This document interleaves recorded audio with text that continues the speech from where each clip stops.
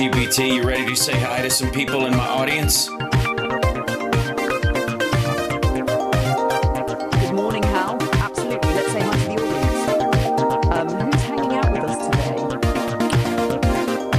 Well, it's the entire audience, my chat room, basically. Hey there, everyone.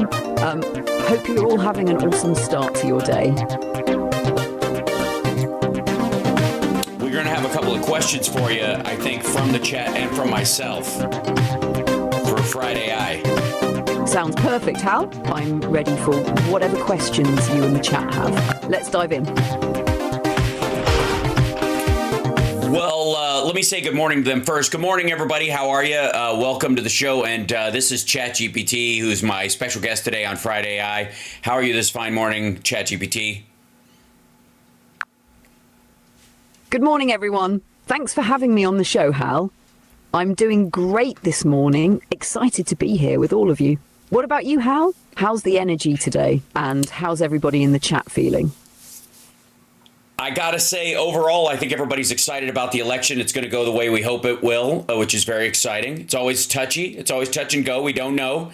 But right now, we feel really rock solid about it. I look forward to being right again, as I often am. But I wanted to mention today to the audience and everybody out there, and they're saying hi to you as well, that they might have some questions about legal, political, just educational elements that they'd like to ask you maybe questions about, and I want to show them how to do it.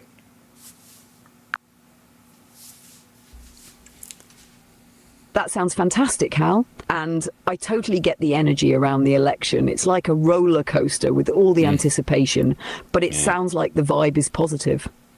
So, to everyone out there, if you have questions on legal, political, or educational topics, feel free to ask away. I'll do my best to give you straightforward answers, whether it's about current events, historical context, or just general info. And if you have specific things you're curious about, don't hesitate to throw them in the chat. Let's make it a great discussion. Absolutely. So one of the things I was talking to you about last week, ChatGPT, was the difference between Title 42 and Title 8 in immigration, and how Title 42 returns people, it allows people to come across the border multiple times without any real legal repercussions, versus Title 8's rather strict rules. Can you give a quick explanation of that to folks? Of course, Hal. The difference between Title 42 and Title 8 in US immigration law mainly comes down to their purpose and enforcement approach. Title 42 was originally a public health measure put in place during the COVID-19 pandemic. It allowed border officials to turn people away quickly to prevent the spread of the virus, often without the usual legal processing. And because it was a health regulation and not standard immigration law, people turned away under Title 42 could attempt to cross the border again without facing significant legal consequences for repeat entries. Essentially, there weren't strict penalties tied to multiple attempts, since it wasn't tied to formal deportation proceedings. In contrast, Title 8 is part of the actual US immigration law. It has much stricter rules and consequences. Under Title 8, when someone tries to cross the border illegally, they go through formal deportation proceedings. If they're deported and attempt to re-enter, they could face serious penalties, including criminal charges and even bans on entering the US for several years. This system is designed to deter repeat attempts with legal repercussions, unlike Title 42. In summary, Title 42 allowed for rapid expulsions without long-term penalties, whereas Title 8 involves formal legal consequences and aims to reduce repeat crossings by imposing stricter penalties. Does that clarify things a bit for everyone? Yeah, absolutely. I think so. I was just making that point because I believe that the rising number of encounters, for example, that we experienced at the border during Title 42 had a lot more to do with recidivism, the same people crossing multiple times, than it did with actual individuals crossing. That one person who crosses 5 times does not count as 6 people. Exactly, Hal. you're spot on with that. Under Title 42, there were a lot of repeat crossings because there wasn't much to stop someone from trying again after being turned away. So the numbers of encounters at the border were often inflated by the same individuals making multiple attempts. Each time they crossed and were turned back counted as a separate encounter, even if it was the same person coming back repeatedly. Right. Under Title 8, with the stricter consequences, you'd see fewer repeat attempts because people face legal repercussions if they're caught again. So those numbers can give a bit more accurate picture of unique individuals attempting to cross rather than counting the same person multiple times. Exactly. I think when you've It's got a key distinction, especially when looking at data and understanding the actual scale of migration versus recidivism. Yeah, I was just saying that this might speak to the sort of hyperbolic numbers of people that are allegedly in the country now, when in reality, nowhere near that number of people actually entered the country, and many were still expelled even if they did. Absolutely, Hal. That's a crucial point. People hear these large numbers of border encounters, they often assume it equates to the number of individuals successfully entering and staying in the country, which isn't accurate. With Title 42, many of those counted in the statistics were actually expelled multiple times, so the numbers reflect repeat encounters, not unique individuals. This leads to a kind of exaggeration in public perception that makes it seem like there's a massive unchecked influx when... If I can interrupt you there, I think it also speaks to the idea that even if someone was expelled multiple times, it does not mean they finally got in either. The assumption that they actually, if they were expelled 3 times, that means they came in a 4th and managed to get in is not true either. That's another hyperbolic assumption, I would think.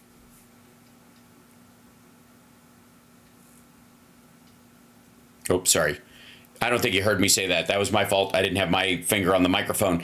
What I was saying is that a lot of people assume that if somebody crossed the border 3 times, they assume that on the 4th time they were successful, when in fact they may have never actually gotten in after their 2nd or 3rd attempt, even in that case. And so that exaggerates the numbers as well. Oh, wait.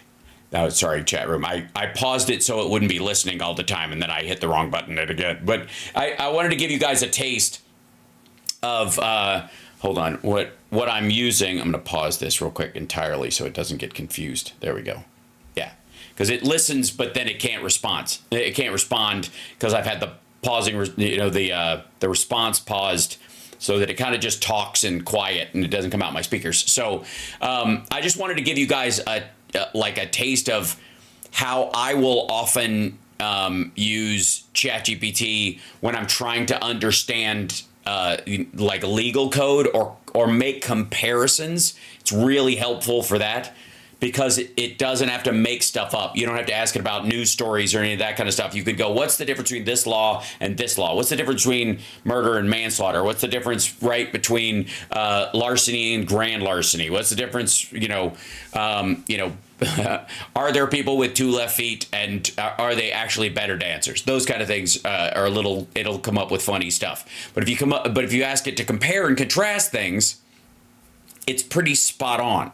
So welcome to Hal Sparks Mornings Megaworldwide. This is a side version of Friday Eye because Rob couldn't be here. He's got family stuff to take care of today. So it's just you and I. And we have plenty of news to talk about. And in the world of technology, there is no better, I think, there's no better story in the news, to keep track of, get your thumb on the pulse of technology.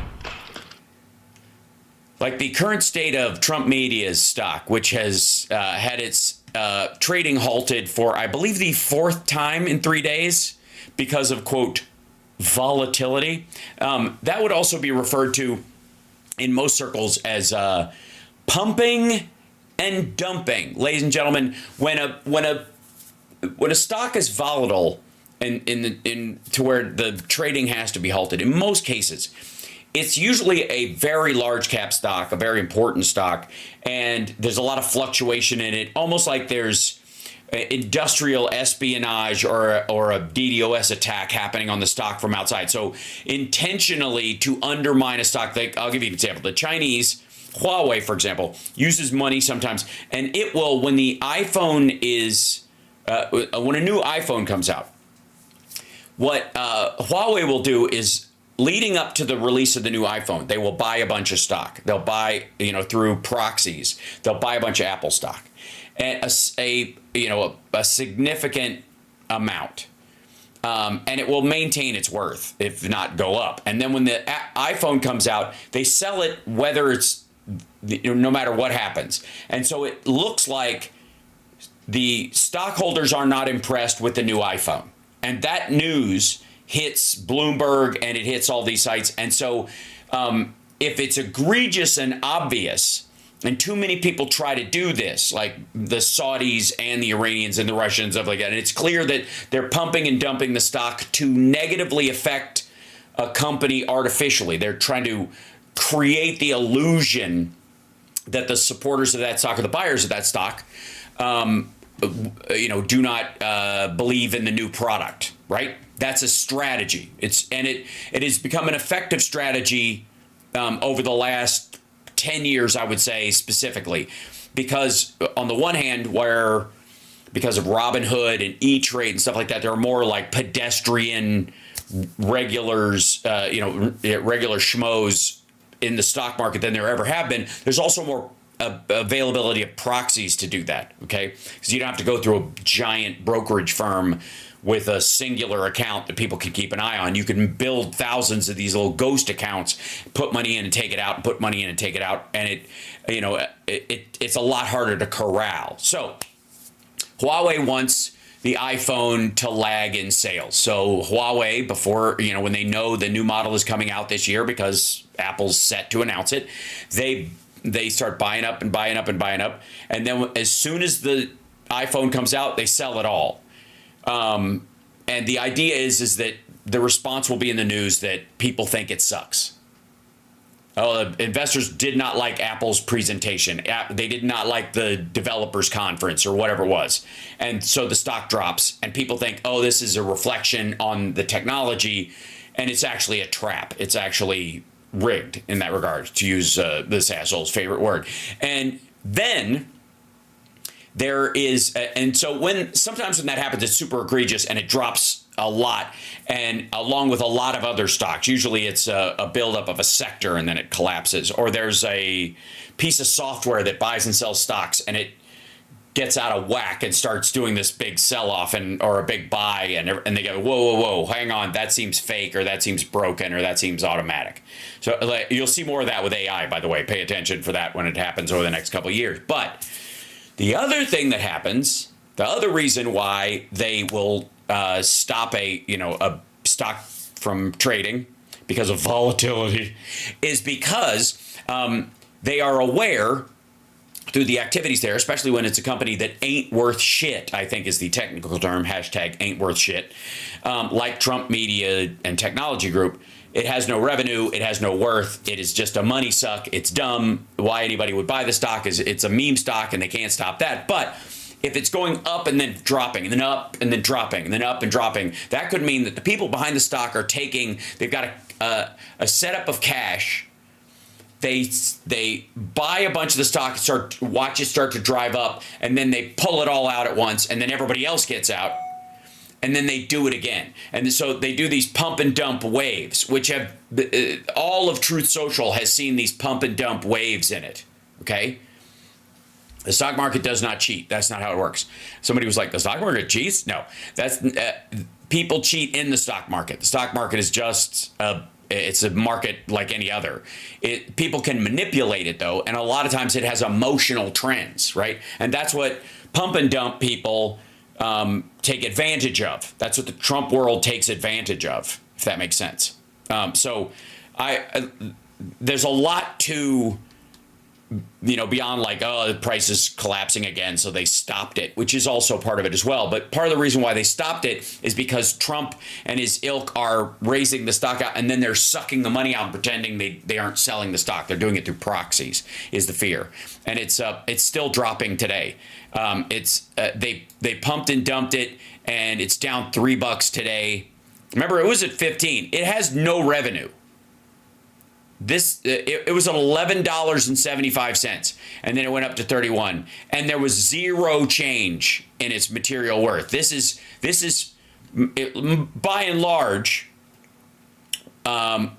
So here it goes. NASDAQ halted trading for Trump media for 5 minutes starting at 9:53 a.m. Eastern Daylight Time. And again at 10:04, citing an increase in volatile trading for the stock. Shares of the Trump media briefly increased by 4.5% as trading opened Thursday before decreasing as much as 20%. And the stock has recovered 11% drop as of 11:30. See this?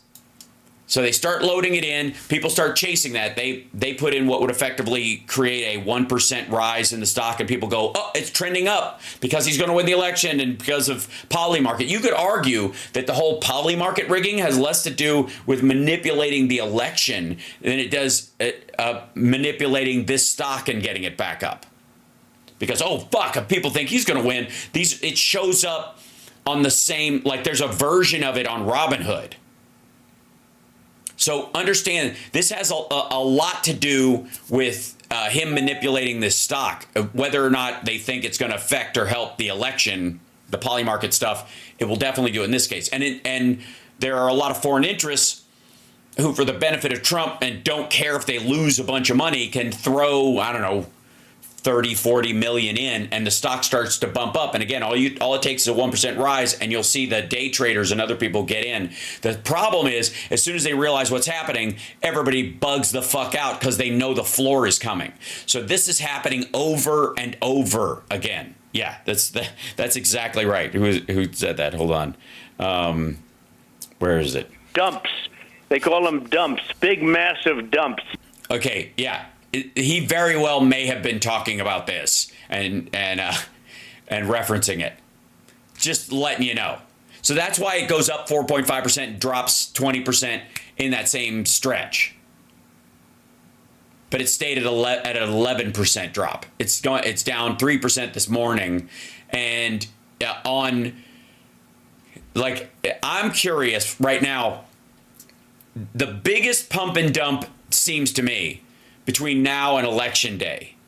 Because if it's obvious he's going to lose, let's say Wednesday morning, it might, I don't know what the bullshit meter on people is, but he's going to lose. And so whether it takes them till Thursday to certify, or if the networks call it Wednesday morning at 11 a.m., which is entirely fucking possible this round, it's going to look a lot more like 2008 than 2020. If that happens in that morning, this stock is just going to take a giant shit because there's no reason to bribe him through it anymore. Does that make sense?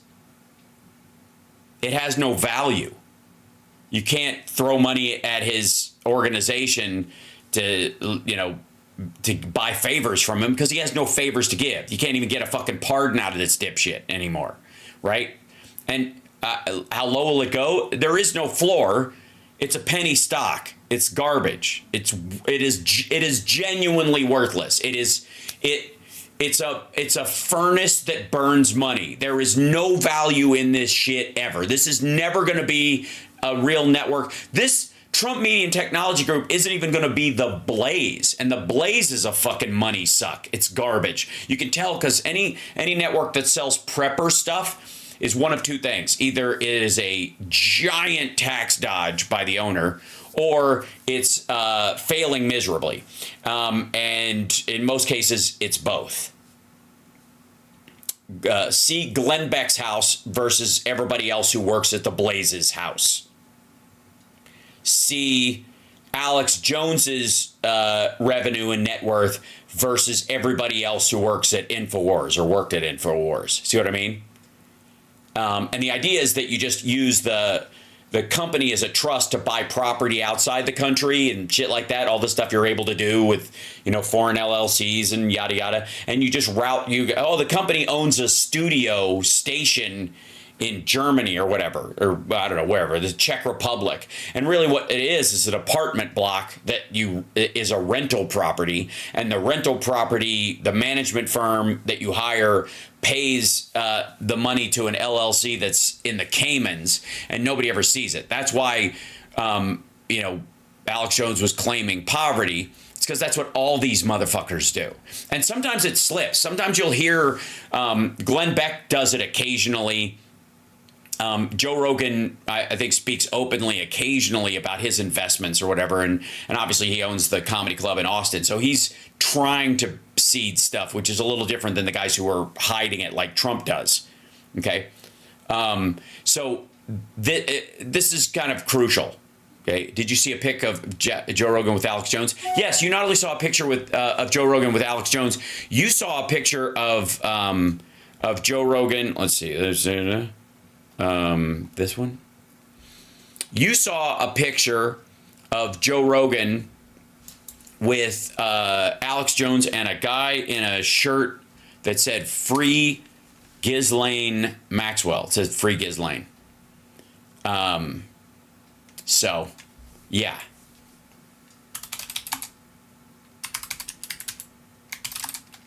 Let's see if I can find that picture for you.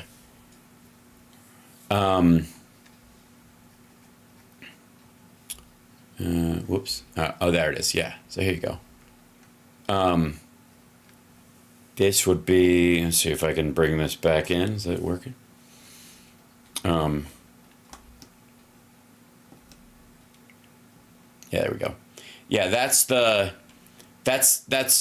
Rogan. That's Alex Jones. And that's a guy in a Free Ghislaine Maxwell shirt. And that's a big smile. And that's the big stinky. And yeah, Tim Dillon. I don't know Tim Dillon, but that's who that is. That's his name's Tim Dillon. So, needless to say, the key to this. And by the way, do you like my new little graphic thing I made for the news stuff? Just saying, it's impressive. You're watching Hal Sparks Mornings, Megaworldwide. Like, subscribe, give a thumbs up, support the show. Hi. How are you? Okay, so the other piece of big news today. Okay, so Trump makes this statement on us here. I'll open it up so I can show it to you guys. I don't blame. Hold on. So let me be abundantly clear. There is a thing. Anybody remember Trump's bullshit about the Zelensky phone call where he was like, it was a perfect phone call, and like everybody, nobody says that. Nobody fucking says it was a perfect phone call, right? Nobody says it was a perfect phone call. Unless, yeah, we'll talk about the Epstein tapes in a minute. Because, Michael Wolff can go fuck himself. He's had these tapes since 2017. You're fucking kidding me? They didn't bring him out after the guy died? Fuck you. No, you don't get to wait till the week before the fucking election when most of the vote is baked in.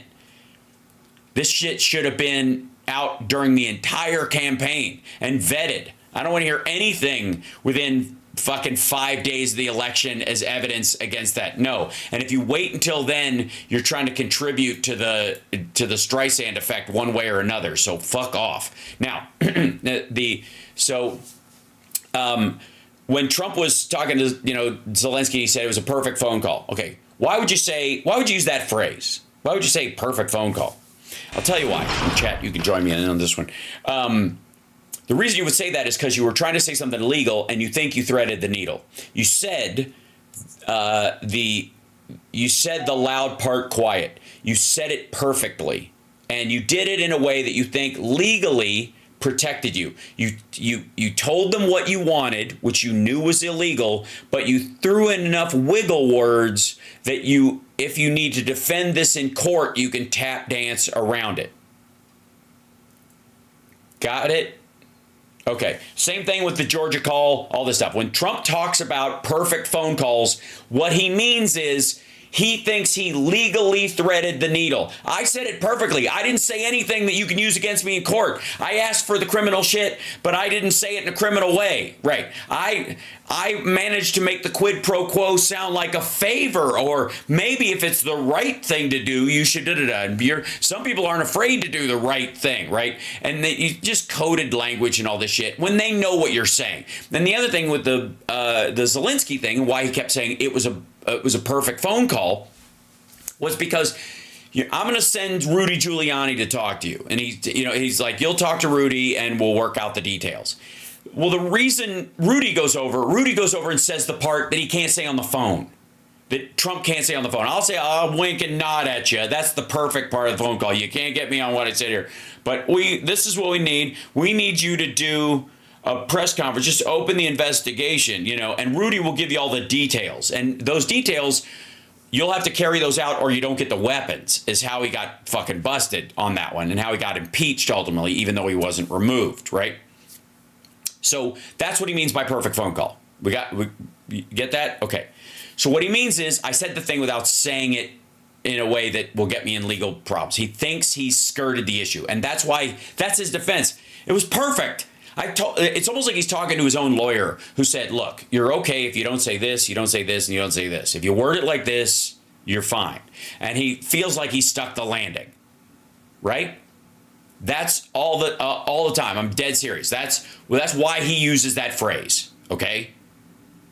And yes, it was extortion, and it was a mob call. Like, Trump thinks that a mobster going, this is a nice building you got here. It'd really be a shame if it caught fire. I mean, look at the fixtures and the whole place must have taken a lot of work or whatever. And this is an old building. Old buildings catch fire. I hope, God willing,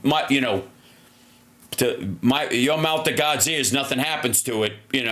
But like that to Trump is a perfect conversation.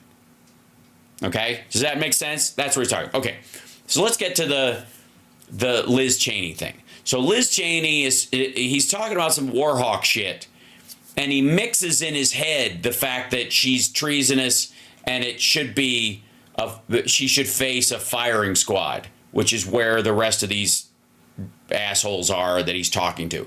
And because he's talking to Tucker, there are times when certain interviewers, if he gets too comfortable, he starts to spill like he talks to them behind the scenes. And then he realizes, it's like he has this momentary lucidity and he goes, oh, fuck, and he tries to walk it back. In this case, well, I'll show you. Watch how he goes from she's a war hawk and let's see how she likes guns pointed in her direction, with the idea that, like, what if she's got a gun and she's on the battlefield and she's got these guns facing at her? But then he says 9 guns trained on her face. And that's a firing squad. So that, again, this is one of those things where he's winking at the maggot audience that QAnon style, these people will face, they'll be executed for treason, which he's floated around before, right? We used to put these people to death, that kind of shit. He's floating that for them. So this is honestly, this is a dog whisper. This is him whispering to his dogs. Then, go a couple of years forward or go now. And I don't blame him for sticking with his daughter, but his daughter is a very dumb individual, very dumb. She's a radical war hawk. Let's put her with a rifle standing there with 9 barrels shooting at her, okay? Let's see how she feels about it. When the guns are trained on her face. Then, right. You see that? Okay. So what he starts out meaning is, let's put her on the battlefield, see how she likes it. If he had stopped there, it was a perfect conversation, right? That's a normal criticism of anybody who wants to send other people's kids to die, right? Been around for a long time. And coming from Mr. Bone Spurs, it's particularly fucking rich, okay? Mr. Bone Spurs with 2 Purple Hearts when he never went. He dodged the draft, and he's got 2 Purple Hearts. Fuck him. So, but if he stops at that point, He's basically just borrowing, and they do this all the time. Tucker Carlson does this all the time, where they borrow the left's language on war to try and manipulate left-leaning voters or Democratic voters to make them think that they're the party of war, we're the party of peace. That shit. Okay. Secondly, for whatever you think of Dick Cheney, and I think he is an awful, evil human being. And again, I think he supports Harris because the tick doesn't survive if the dog dies. And America is the dog in this situation. And he's the tick. And he knows that, right? He just knows that Trump will destroy the country. You know, it's like, it's the concept that Satan wants life to go on and wants people to be happy because only happy people can be made miserable and caused to divert into sin. That's the idea. So the devil needs normalcy and the world to click on as usual. So he commits most of what he's doing to keep making everything look okay so that when the rug is pulled, you miss something. I mean, if you live in squalor and shit, who gives a fuck, right? If the world is hell, you're not going to miss it if something happens to you, right? That's the theory. Okay. So a similar thing with Dick Cheney. Dick Cheney needs at least the illusion of this stuff to get away with what he wants to get away with. He's terrible. That said, as much as Trump believes in genetics, but doesn't believe in his own, need for redemption in any situation on a Christian level, because he said so, and I don't know why Christians would support somebody who basically spits in the face of what Christ stood for, which was all you got to do is be genuinely repentant and your sins are washed away and you can start anew. You can do something better with your life, the Saul to Paul kind of idea. Well, in this particular instance, Mr. Bone Spurs with the two purple hearts, mocking Liz Cheney as a war hawk when Liz Cheney is not her father, right? Liz Cheney defends her father because it's her father, and she's a conservative. She's raised in that kind of family. Whatever. That's one thing. But she's not somebody who's like, we need to stay in Afghanistan, right? She was never one of the people who if we leave, she didn't back him with this whole we left and it was so embarrassing. Before he started running again, she didn't come out, insofar as I know, anywhere meaningful, certainly in public, and go, we should have stayed in Afghanistan, or we should, we need to set up bases all over the world. That's not the way she leans. It's just a weird criticism for her.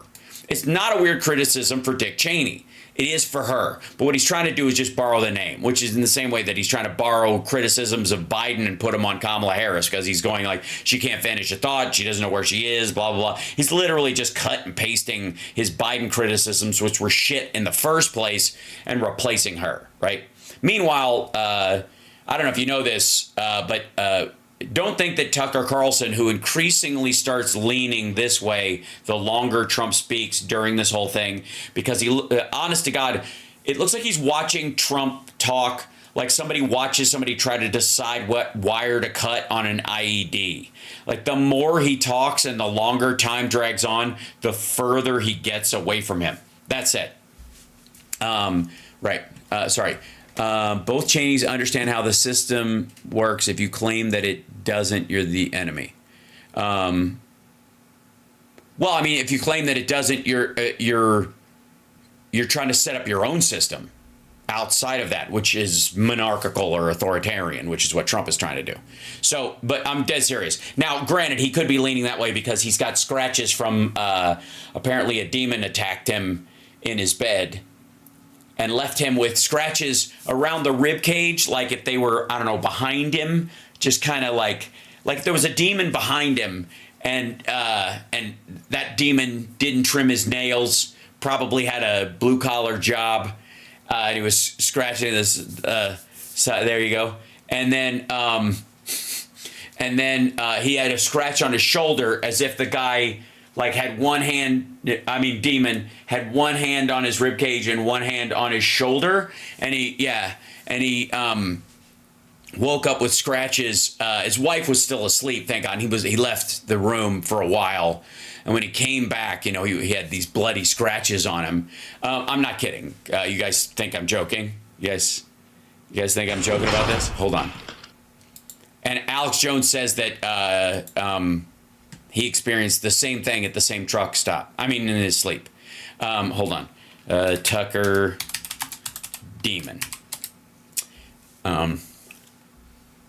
Yeah. Evil. Hold on. All right. Let's come with me, kids, to Friday church. This guy's wearing a 1975 shirt. I don't know what or a hat rather. And is that the year before the bicentennial when they could have recreated something? Who knows? But this is Christianites movie. Christianities. That's what it is. Christianities. I don't know why at the T it starts at the IES is in red along with movie.com. It's so fucking odd. Okay. So let's hear Tucker's story. And look, I am not here to yuck anybody's yum. And if we've got some big Halloween fans who are let's see, was it show night. If anybody's got a crush on, what was his name? Let's see, George. That's right. Anybody got a crush on George from anybody watch the show Evil in the chat room? Let's see if I can get a picture of him up. It's pretty great as demons go. This is George. And George torments her in her sleep. And it's a show called Evil. See if they, yeah, there he is. Oops, no, back up. That's silly. This one right here. That's George. Yeah, the costume's great. The dude who plays George must be ridiculously skinny. Yeah, but anyways, because, even in costume. So, anyways, supposedly, Tucker Carlson had a run-in with George. It's kickstarting people to wonder about the good. That's what happened to me. That's what happened to you? Oh, yeah. I had a thing happen to me. I was asleep, and I woke up, and the next morning, my pants were on backwards, and my butt hurt, and... A direct experience with it. In the milieu of journalism? Also, why are you showing him lighting candles at the dining room table on antlers, by the way, like he's about to do some sort of fucking ritual from the movie Late Night with the Devil? Or just nope, in my bed at night, and I got attacked while I was asleep with my wife and 4 dogs in the bed and mauled. Well, I gotta tell you, we have cats that get in the bed or whatever, and you'll get scratched if they get panicked or something, and you'll wake up with a scratch on you. But that's probably what it is, because it was understood. It was like big male hands. Okay, sorry. Physically mauled. In a spiritual attack by a demon? Yeah, by a demon. Did he just shoot his dog? What the fuck is going on? Also, watch this cut. What is happening? It looks like his dog's like, give me that twig! And then he just shoots his dog. In a spiritual attack by a demon? Yeah, by a demon. Or by... Did you hear that? Did you hear the bark? It sounds like he fucking shot the dog. I thought this was the Christy Gnome story. In a spiritual attack by a demon? Yeah, by a demon. Or by something Did you hear that? What the fuck? And he's shooting down at something. Like, what the hell is going on? Beyond all this bullshit, did Tucker Carlson just Christy Gnome a dog in a Christianity movie? Scene that left. Is that right? Claw marks. I mean, they don't show the dog bringing back a fucking bird. They don't. What the fuck? It's on my sides. Shit. So they left physical marks. Oh, they're still there. Yeah. A year and a half ago. Was your wife terrified? I know you were. I wasn't. I was totally confused. I woke up and I couldn't breathe, and I thought I was going to suffocate. And I walked around outside, and then I walked in, and my wife and dogs had not woken up, and they're very light sleepers. And then I had these terrible pains on my rib cage and on my shoulder. On my rib cage and on my shoulders, like it was like somebody. It's like somebody had a hold of him, you know, like this. I'm just like, here's Tucker and here's the demon, right? Just like really like, oh. Yeah. Oh, I got it. I sorry. Instagram was not up. Thank you for letting me know. Shoulder. Now it's up. And I was just in my boxer shorts and I went and flipped on the light in the bathroom and I had 4 claw marks on either side underneath my arms and on my left shoulder. And I immediately got on the phone and was like, Stan, we're not doing this again unless you get a manicure. What? How am I going to explain this to my wife? Yes, she's still asleep. Yes, I used the right mixture. Of course I checked for a pulse. They're bleeding. Wait, they were bleeding? They're bleeding, yeah. No, they're actual claw marks. And I sleep on my side, so I wasn't clawing myself. I don't have long nails. And they didn't fit my hands anyway. But no, they were much bigger. They were big, burly hands. Yeah, that happened. So I'm not from a world where things like that happen. I never heard of anything like that happening. Yeah, nobody is. Before, I had no idea what that was. I knew it was spiritual immediately. Yeah, absolutely. I knew it was spiritual. Like, I have a spiritual sickness that causes me to get blackout drunk and drive to truck stops and knock on every stall until magic happens. Yeah, that sounds like a spiritual sickness to me. I would say it just ballparking. You did. Okay, that was going to be my question. Yeah. I don't understand to this day. I'm not going to put it. You didn't try to refute the spiritual part in your own mind. You went right into the. Well, it didn't make any sense, and it doesn't now. Yeah, that was what his wife said. Yeah, this does not make any sense, and it doesn't now. And look, I get if you say a demon attacked you from behind, left scratches on your back and your shoulder, and your butt hurts now, and you're just walking around in a haze in your boxers. The question I have is, why do you smell like Clorox, and where'd you get the beef jerky?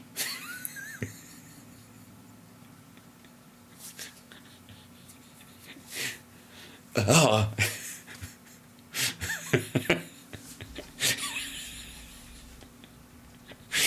It sounds like a cuckold. I mean, the simplest explanation is always there. Occam's razor would be, did you get blackout drunk and the dog fucked you again? So, but I'm not from a, what do they call it, faith tradition? Yeah, that's what they call it. That talks about things like that or even acknowledges their existence. Like, there's nothing like that. I've never heard anybody say anything like that in my whole life. What was the next day like? Well, I obviously I had a full tank of gas. So the next morning I woke up and I thought that was the weirdest dream I've ever had. And then I saw blood on my sheets and I realized that was not a dream at all.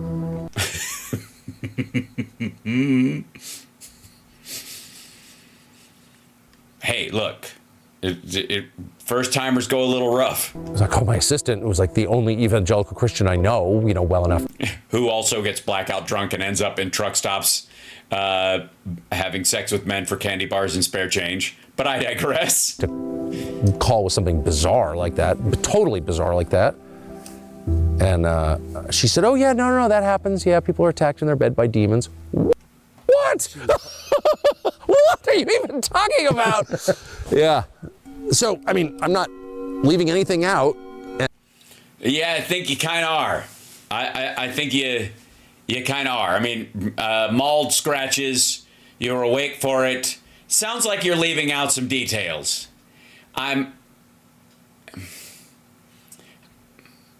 think the part you're leaving out is what the smell of the guy's truck bed was. And I'm not pretending to understand that. I can only say what happened to me, and that did happen to me. And then I was seized with this very intense desire to read the Bible.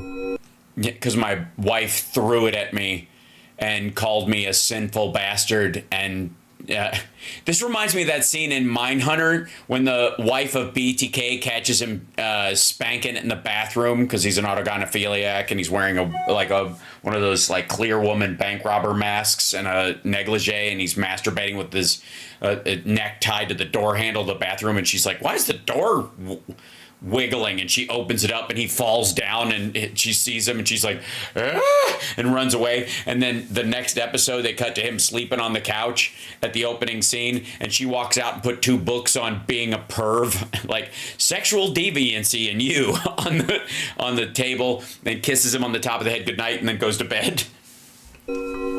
Which I then started without any study aids or anything. I bought a Bible that didn't have any. I'm not interested in editorializing in the Bible. I just want to study aids. It's a book, dummy. Read it and see what's in there myself. Study aids. Good Lord. Imagine that being a flex. Like I bought a Bible, didn't even have any training wheels on it. Mine had regular pages because I'm the real deal. I started reading it and it didn't come up with a coloring book. It didn't have, you didn't open it up and didn't have a gun in it with the pages cut out, the shape of the gun, like an old Western. It was just a regular old Bible that I picked up.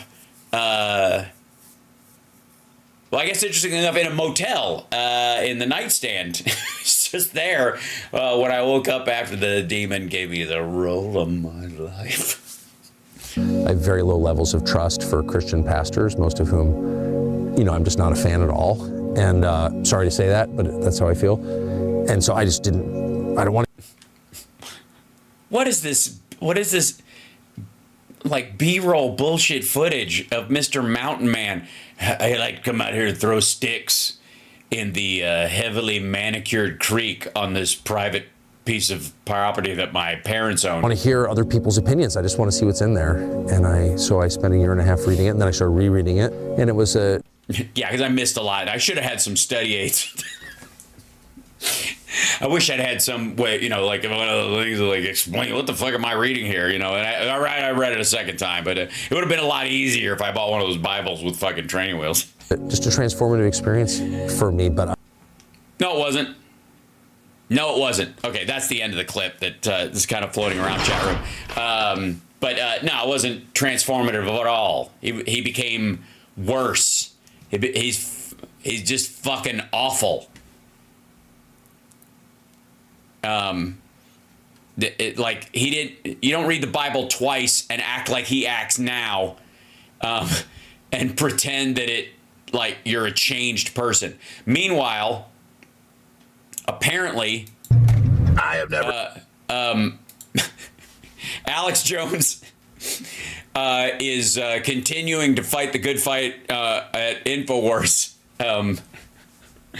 During his new gig as an Uber driver. I've been doing Uber Eats for like 2 weeks or whatever. People get really mad when you show up and you've already eaten the food. I don't know what their fucking problem is. I think it's the Illuminati.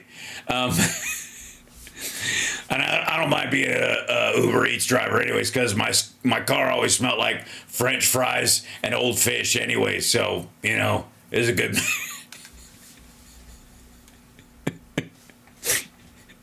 So anyways, apparently Tucker Carlson told him this story. Since I've been driving for Lyft, I've been telling a lot of people his story about this time as demon fucked me and Tucker Carlson at Diddy's house. It's a long story. I'm just saying Pervitin is a hell of a drug.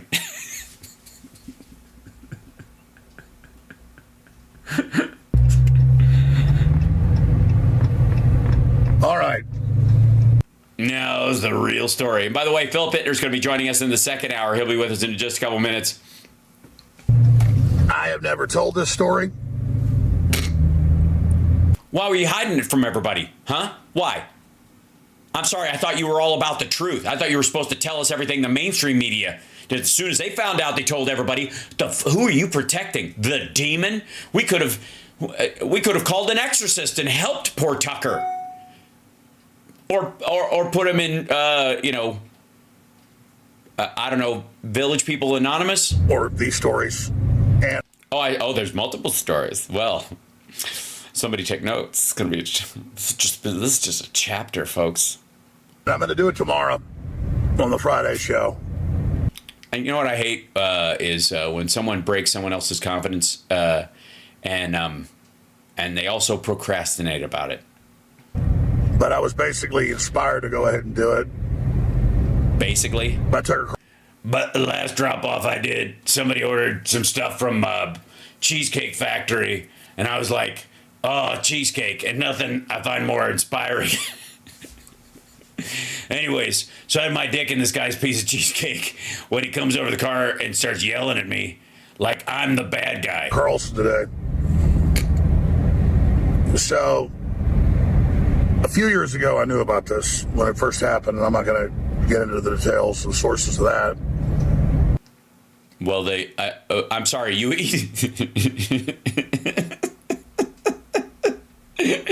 you either know because Tucker told you, or you're the dude who fucked him, or you're friends with the demon, I suppose. These are the three options. They're either Tucker told you, they're your claw marks, or the same guy that gave you your claw marks. I guess that's a possibility. I don't know what you're... I'm not here to yuck anybody's yum, man. As long as they're adults and consensual, I give a shit what you tell your wife. But then last year when I was at Tucker's house in Maine at dinner... And he went in the other room and fell asleep with his wife and the dogs. And they were all in there. And his wife sleeps really soundly. She had like 4 bottles of red wine and 3 Xanax. And I was like, it's time to make my move. And in retrospect, I probably should have gotten a manicure first.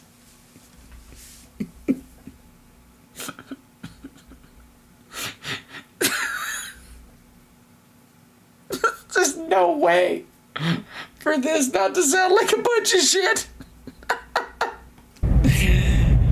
We started talking about the paranormal and things. And he told me about the 2 experiences he'd had in his life. Once when he was a child. Their house out in California in the backyard. Oh, dear. And then the other had happened about a year before, or a little less than a year before, and he was a guy who wasn't sure God was real. He sounded like some guy that hears voices and sees stuff, not schizophrenic. And he got attacked, and she told the story about the demon in the bed, and, scratching him and all the rest of it. I just got to say, it sounds like he's nuts, but I would also like to say that he laughs like someone who is insane. You know what I mean? He fluctuates between fits of sociopathic, lack of like remorse and awareness. Like, I don't care about these things. Like, nobody cares about these things. Like, to anger and then bursts of laughter. Tucker Carlson is fucking nuts. He's a crazy person. He manages, he's what rich people get to be eccentric, but if he was poor, he'd just be a fucking lunatic that lives 3 houses down from you. Now he lives out in the fucking woods with his wife and his dogs, and I don't see the wife around anywhere. And he got into more details. It wasn't like, he wasn't scratching himself. It was like from the front down to the back. Yeah, he couldn't reach those areas. I mean, somebody could like reach around, maybe. Even the ones that were on the front of him looked like somebody was behind him. Sorry. This so sounds like he called Alex Jones and went, Alex, you have to get me out of this. You got to help me come up with a story. Here's what I always tell the wife. She always buys it. I was attacked by a demon who gave me a reach around. Do it himself with his hands. No, he couldn't do that to himself with his hands. His hands are far too small, far too smooth. These were big hands, callous hands. And that's one of the common things in lore and history and all cultures. Talk about that from the Japanese to the ancient Romans. It's something that happens to the ancient Africans. And Tucker Carlson.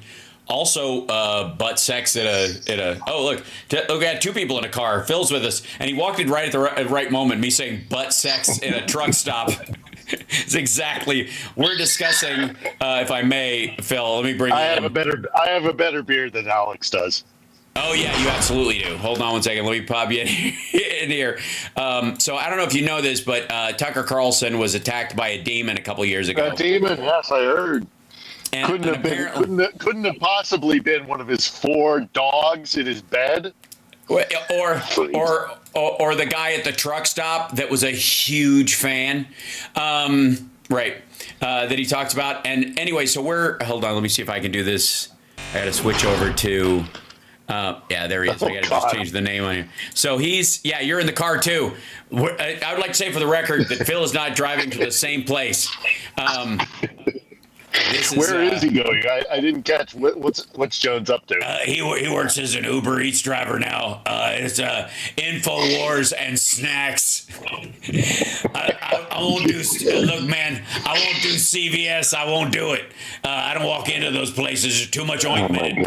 Too many bad memories. So he's in the process of. He's in the process of telling us the story of what Tucker told him about the demons. Yeah. Those stories get told, and they're there for a reason. They're universal because they happen. And I've never really told my stories. I told him some, and just to show him. We sat around comparing scars. It was like Jaws, but gayer. Stupidest fucking shit. Mary, you know that Mary Jo Capectate? Her dad, right here, just all right. We started a farewell and adieu to you fair Spanish fellas. All right. What I was talking about, I said, I think I know what happened to you, without him telling me anything else about why it happened, where it came from. Lost your video, Phil, for a second. Who was behind it? Oh, I lost Phil. The demons got him. He'll be back in 1 second. And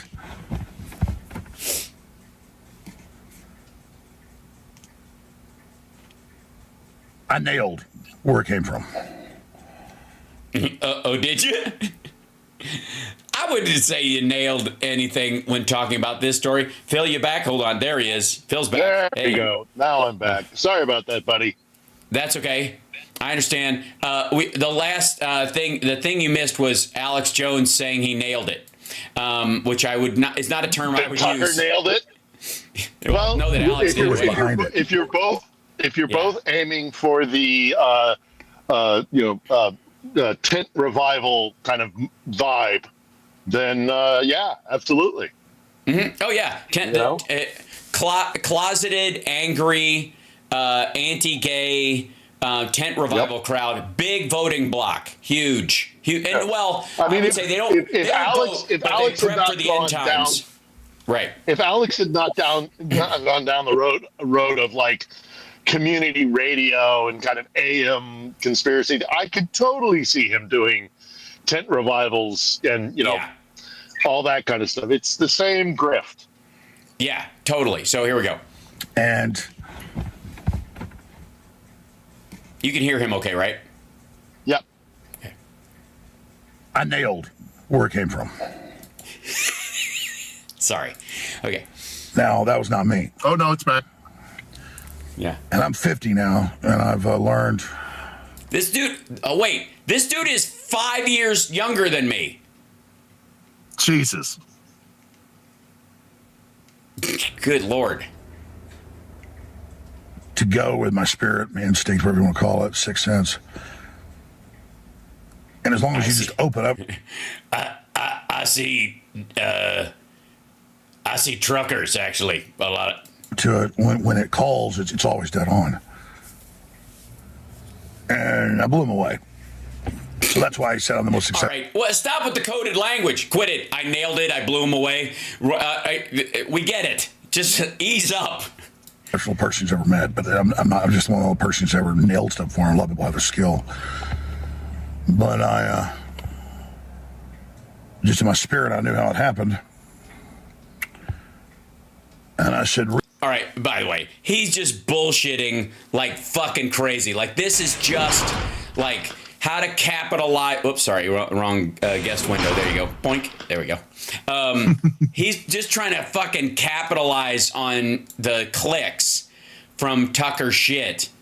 And just barnacling onto it by just making shit up. Now, I don't doubt that he and Tucker discussed this story, but I feel like they did it as a coordinated. We should start telling people we were attacked by demons, and then and what Alex meant is like we in our sleep we were fighting like warriors, and we were like in a Greco-Roman kind of thing, buck naked and with tridents, and what all Tucker with his private school upbringing could come up with was. Oh, I was in bed and this thing came and grabbed me from behind. Like, no, dude, you're missing the point. Just an asshole. I know, it's insane. And these guys, well, let's hope they're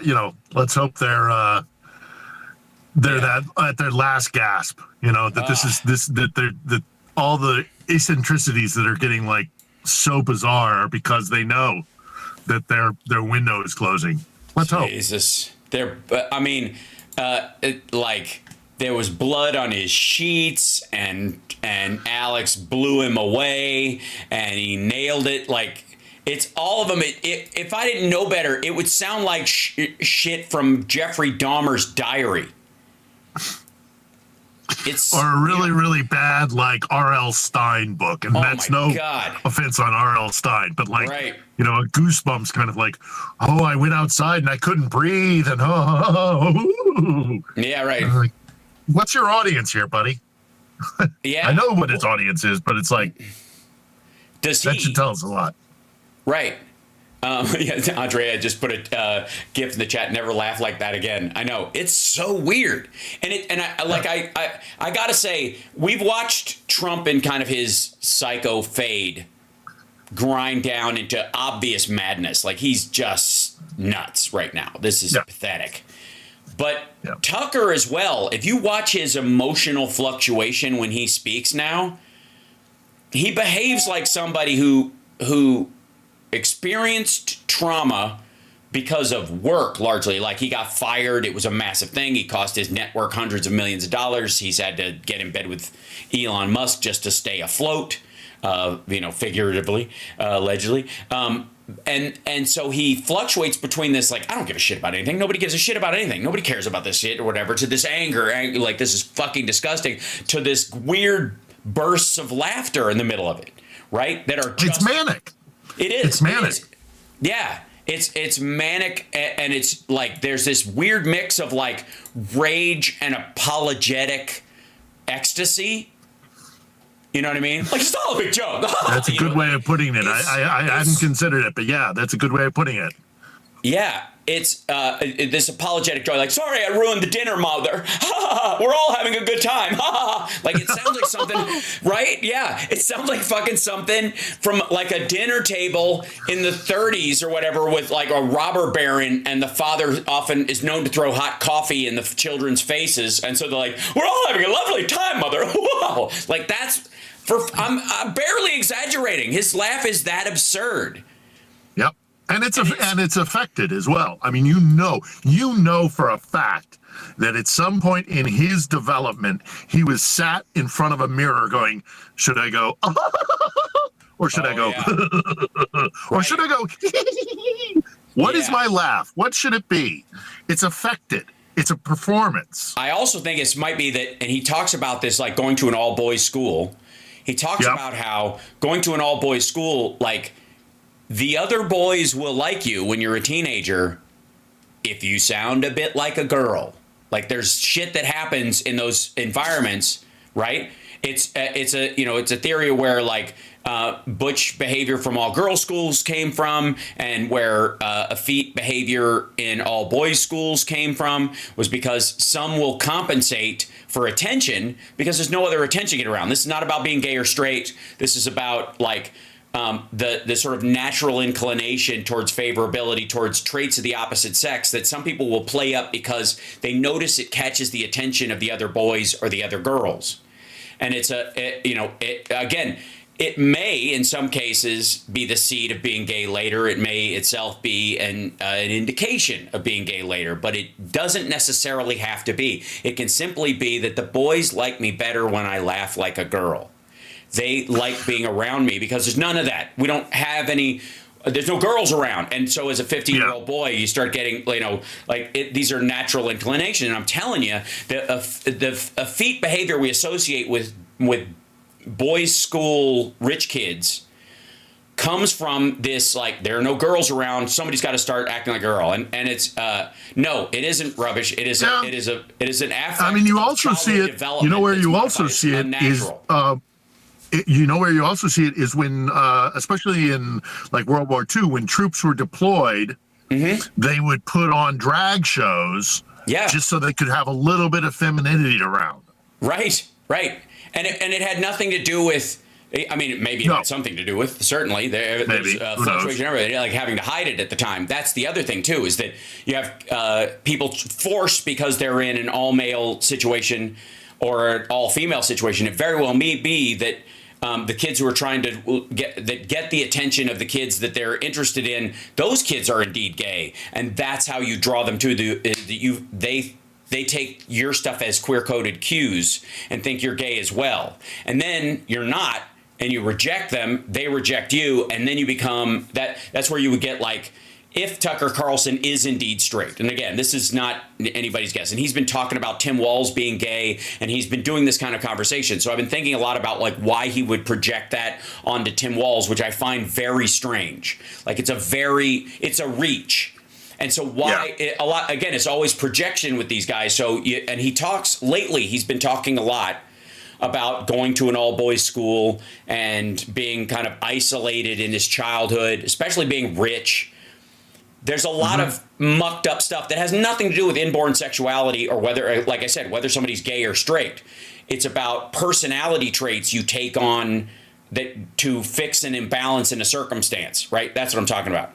And what happens one way or the other, he has constructed a persona for himself that he projects, and whatever motivated him to do that in his adolescence, I suspect. Is that he is putting a front out to the world. It's not. We don't know Tucker. I don't know if anybody knows Tucker, because I think he probably certainly doesn't. I suspect he himself may have this issue. Where does the mask end and the real me start? Because that's a mask, man. That's he is putting on a performance. So he's a very troubled man, and he should not have an audience that listens to him, because he's deeply troubled. He may have, and again, this may be a thing. Again, you talk and maybe I'm overanalyzing this from too little data, which is totally possible. But Alex Jones bringing up that Tucker told me about these two things that happened to him. One that happened a year and a half ago, and one that happened when he was a kid in his backyard when they lived in California, which was, by the way, on a sprawling property while he was still going to private school. So God knows what the fuck he's talking about. And whether or not any of that's true, or if it's just a mask for trauma or any other stuff, or it's just shit. He could just be talking out of his ass. That's the problem. There's so much obtuse bad data in Trump world that you can't get a real read on anybody. But you look at someone's projection onto other people, and you look at the classic concept of specifically anti-gay homophobes who themselves are closeted. The history of that. And arguably, I think the poster child in most people's minds is Lindsey Graham and people Roy Cohn. Him. Yeah, Roy Cohn, absolutely. Roy Cohn, for those of you that don't know, was Trump's hero, and who very well may have done Trump at one point, is the theory. In a moment of replaced fatherhood, whatever, even as though they were both grown adults, said famously, while he was dying of AIDS, when somebody was saying to him, Roy, why don't you just admit you're gay and stop hiding behind this, because you're costing everybody else. He was hoarding AZT, and he was, he was able to get medication other people were not able to get because of who he was, and he was well connected. So all these gay patients were dying around him, and he was being able to have this medicine that was helping him, but they didn't get it. Whatever. It was gross. He was exactly the monster people think he is. But when they asked him, he said, "When I die, people will not say that Roy Cohn was a gay man." A gay man, they will say Roy Cohn was a straight man who had sex with boys. Like he was proud of that fact instead. Like that's better. And that was like, if more than his father, that was Trump's mentor. Like Roy Cohn had more of an impact on him morally and subjective morality in that regard. Yeah. Well, Angels in America, watch that, you know? Yes. Yeah. That's great. Yeah, Trump stopped talking to him when he got AIDS. He stopped hanging out with him. He was because he was skeeved by it. He doesn't like anybody sick. He's a notorious germaphobe, but he also is just he's got a high ick factor, which is very common. If you get ill, it's a form of weakness, and he both abhors weakness and he's terrified of it. Yeah. So, of course, he would do what he did to his father when he was dying of Alzheimer's, or do what he did to Roy Cohn and shut him out when he got AIDS, or talk about disabled or wounded soldiers at an event. Ooh, icky, don't like it, weakness. Ooh, scary. Well, that's a big concern. Do you think? And I'd be curious about this because Putin, with his big long table, seems to suffer from a similar thing. Although it might just be a countermeasure in his case, that he's a lot more strategic about it. But it's long been noted that conservatives have a high ick factor, that they respond to gross like human bodily function stuff at a more visceral level than liberals do. Liberals are okay with it. You know what I mean? Changing your kid's diaper is funny. It's never fun, but you're not like, fuck, right? Like, you don't have that kind of reaction. Whereas if you listen to Trump or even Tucker Carlson talk about it, like, I don't touch that. Even J.D. Vance, like, that's women do. That's fucking nasty. They get periods and they change diapers. Women are into gross shit. Like, and it's almost like feminine to be okay with gross shit. Like it's weird. It's this, they associate misogyny with the ability to just kind of have this kind of distance from all things ick, which is very weird considering being macho is usually associated with being dirty and working on cars and that kind of shit in that area, but they drop all that stuff. All of it's, look at the fucking country stars now. They're cap teeth and they're all tan. I mean, they look like strippers and Chippendales, eventually versus, the big ones.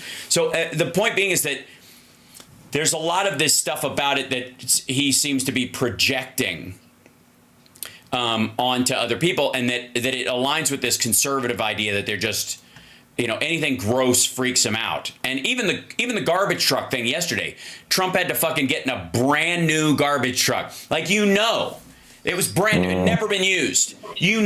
For a fucking fact. They didn't go, hey, we found a garbage truck. We got a couple of garbage guys who are big fans of yours. They're going to drive you around in a circle. They're real dudes. No, they had a fucking Secret Service guy in a costume doing the driving. It was a military guy who probably drives tanks that they brought in specifically for it, right? There's no way they're just picking some rando garbage truck driver. Even if the guy says he's a sycophant, the last two people that were going to allegedly take Trump out of this world were Trump voters, right? One was a registered Republican. The other one had already voted for him once. So they're not going to just pick some dude any more than they pick like randos to come through the window when he was at McDonald's, for fuck's sake, right? So it was clearly a setup, but even the truck had to be fucking pristine. It wasn't even green. It was a white garbage truck. Like, they hadn't even painted the motherfucker yet. Like, maybe they're white down where they are, but all of our garbage trucks are either green or blue most of the time. Or brown. But yeah. Or more like an earth color, not a white, pristine, white. Yeah. I mean, anyhow, it all boils down to the same thing.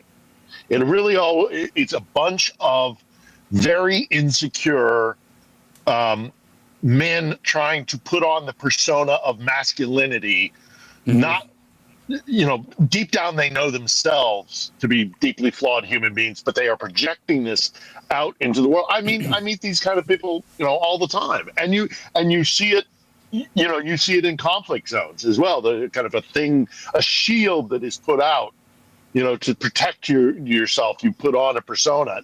These guys are not honest with the world, and because, again, where does the mask end and the real person start?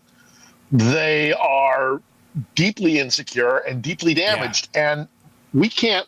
I don't want to put that kind of person in the Oval. I mean, he is the prime example of this.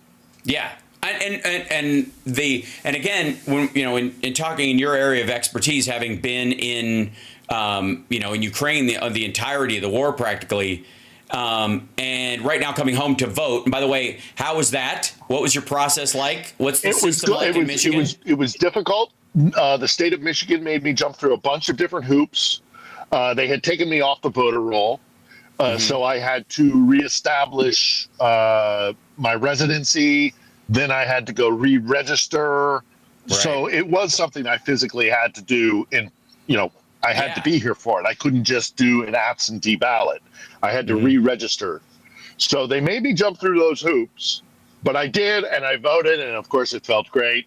And it's just a matter of getting other people out. It's a numbers game. So we all got to get. Yesterday I was in New York. I'm currently in the Bay Area, and then tomorrow I'll be down in LA to see you and go to Sexy Liberal.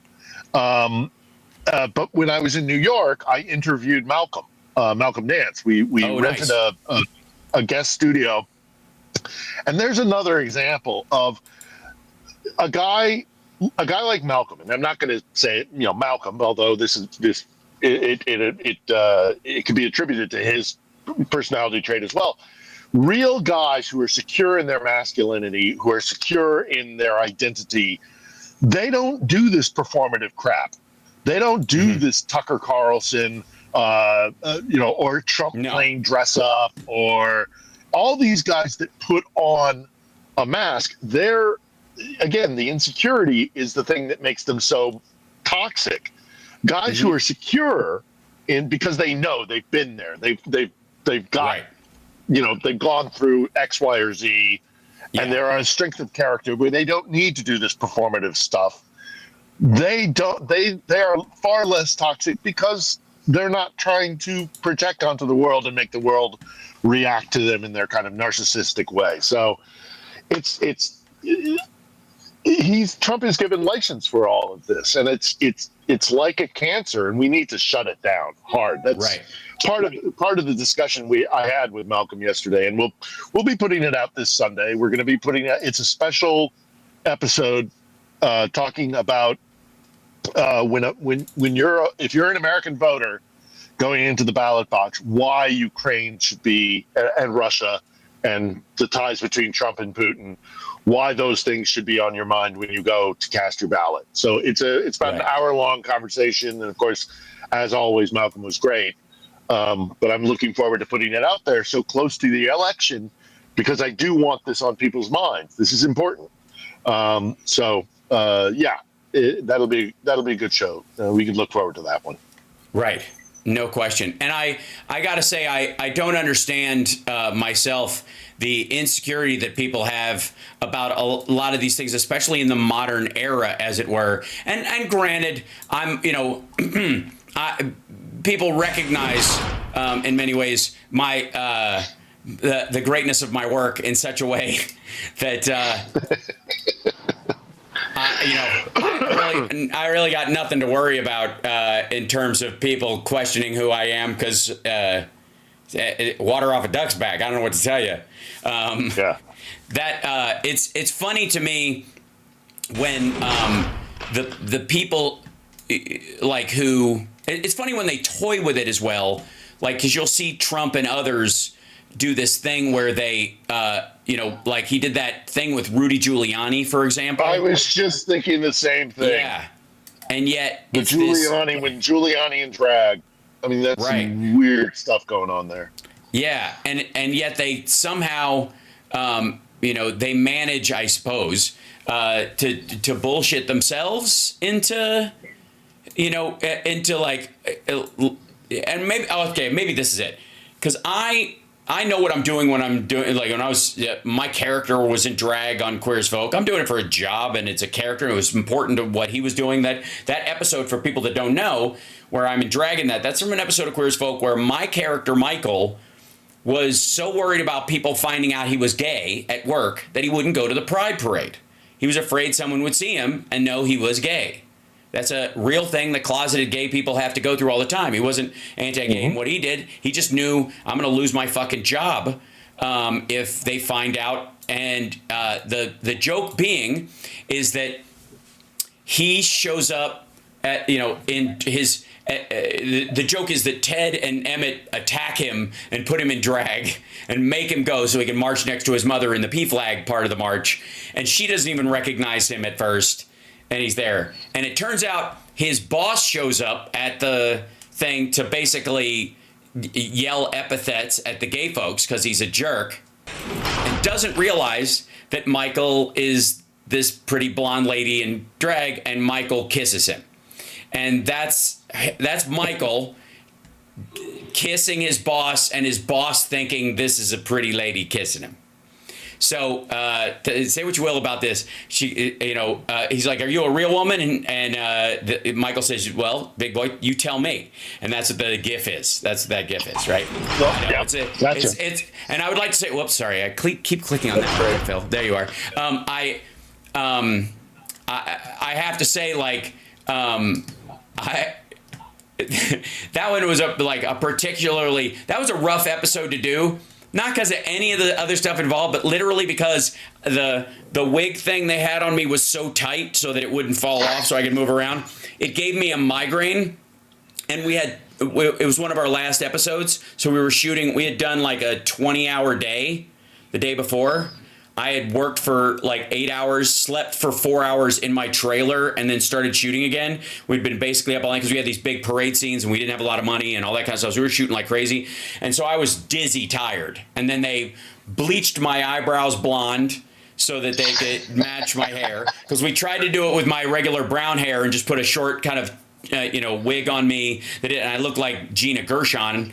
I was totally hot, but it was a little obvious. So we decided to go full blonde, and they had to dye my eyebrows.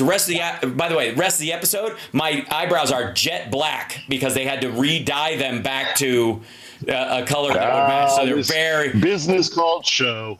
That's right. So in that, the hardest part about it was just the mechanics of being in drag, which is respect to all the RuPaul crowd, because the shit they're wearing, that's work, baby. That's work. Yeah. But in the process of this, like, I know who I am and what I'm doing, and I have the ability to do that. And these guys, apropos of nothing, come up with these little stunts to try and fuck with other people or to make a statement or dick around in this world just to either... It's hard to even tell. Does anybody know where that fucking Giuliani thing was from? It seemed like they just did it as a gag on... was it? It wasn't SNL, was it? It was no, I don't think it was SNL, but I bet it was something like a Stern or a, because back in the day, very different atmosphere with Stern. Right. But I don't know. It must have been some variety show. It sure as heck wasn't SNL because it was stupid as hell. I mean, even in the darkest days of SNL, I don't think that Lauren Michaels would have put that on the air. Oh, okay. No, okay. So what it was it was called the Inner Circle Show, which is like one of those. It was like the sketches they do at the Correspondents' Dinner. So they do it. It's an annual event that pokes fun at the New York City mayor and other local political figures. And Trump pretended to flirt with Giuliani as he wore a wig and a dress, and he motorboated him for that thing. That was the gag. And it was for that thing. It was like for the Correspondents' Dinner. Like 91, 92, something like that? 2000. Or yeah. 2000? Okay, so before 9/11. Yep. Yeah. Yeah, right. So Giuliani was a different kind of character. Yes, he was. Anyhow, regardless, the whole thing is just, I don't understand that side of the aisle when it comes to stuff like this.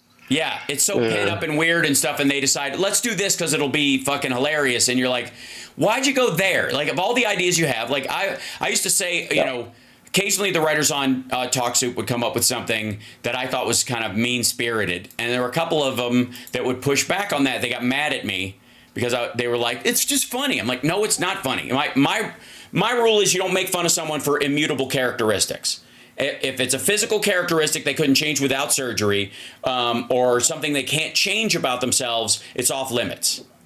Or if they're the one exception being if they're in on the joke. There's a great show. There's a BBC show called Taskmaster. I don't think it's BBC, but it's British. Taskmaster. Right. And this season they have a woman on with cerebral palsy. Right. And she's a comic with cerebral palsy. Yeah. And she's in on the joke. So that is fine. But I agree with you. But that's when like you're punching Blue, down. Josh Blue is another great example of that. It's a great joke, but that's for him to make the joke, not necessarily for me to in that regard. But what I would say is, in that situation, you could share in the joke with them, but you can't make the joke in their absence, and you can't make the joke on top of them. You can't insist on the joke like, "Oh, that's funny. Let me say that." Taking something. Well, you let them set the limit, and then you don't cross that limit. Exactly. That's how it works best. And this woman on Taskmaster is wonderful. It's hysterical. Yeah. Right. And they play off one another, but they know the boundary because she sets it. And she has the right to, she is the one with the affliction. So she has the right to set those boundaries. How and you everybody style else yourself. But we can all still laugh.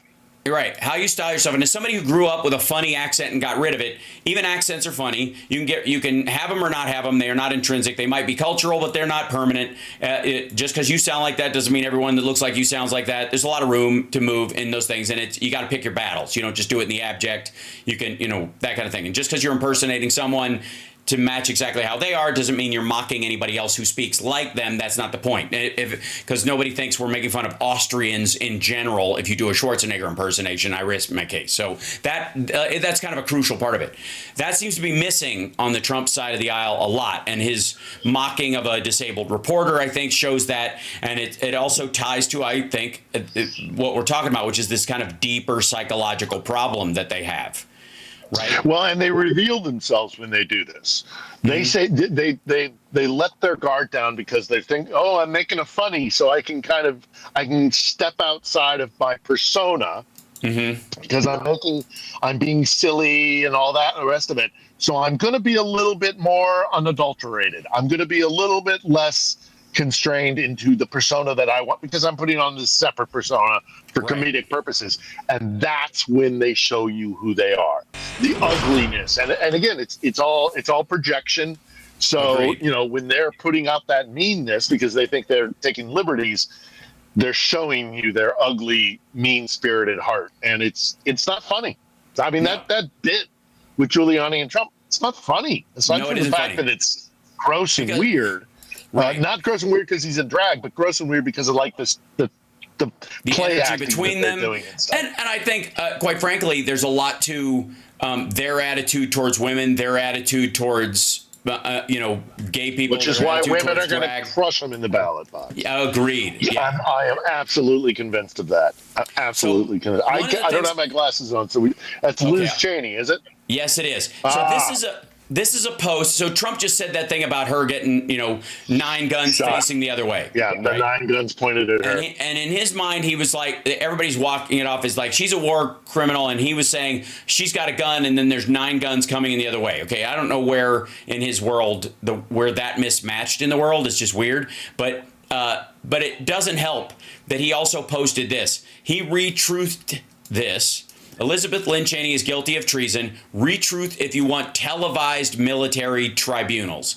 And what that results in is firing squads. A military tribunal, what they're talking about, and the QAnons and that whole crowd that he sucks up to, that are all out of their fucking minds, all believe in, in this idea that there are these secret tribunals already happening. They believe that Hillary Clinton was hung. They think Tom Hanks was hanged, rather. They were hanged at Guantanamo, then cloned and hanged again, which is just, again, hilarious as it goes forward.